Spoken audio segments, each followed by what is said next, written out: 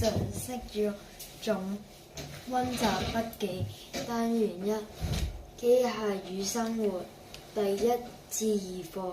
第一課能量的轉換。能量的形式。能量有多種形式，常見包括電能、光能、聲能、熱能、動能、勢能同埋化學能。勢能物體因被拉緊形變或位而儲存的能量，例如拉緊的橡皮圈。動能物體運動時所具有能量，例如放開橡皮圈令鉛筆轉動。跑步中的人。化學能儲存在物體中的能量，常見於燃料，例如汽油、煤氣。乾電池。食物。2. 能量的轉換。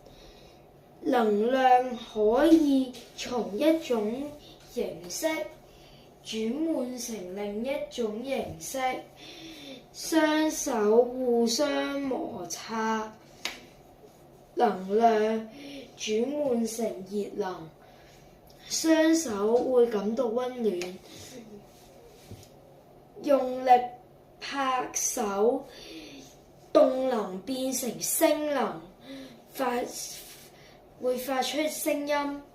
紙飛機拉緊橡皮圈，勢能。放手就等於動能，就會令紙飛機向前飛。使用電風扇裝電池，電池的化學能釋放為電能。馬達轉動變為動能。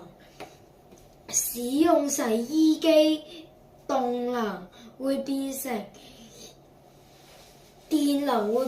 動能。使用煤氣爐，化學能會變成熱能。有效的能量轉換與節電。能量浪費，轉換過程中產生不需要的能量，例如鎢絲燈泡運作時，電能轉為光能需要的，同時會轉為大量的熱能，不需要的造成浪費。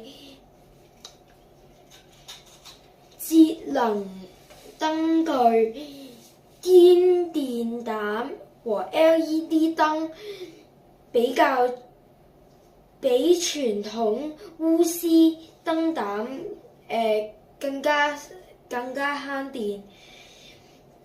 能源效益標籤可透過產品上的能源效益標籤辨識省電等級，1級最慳電。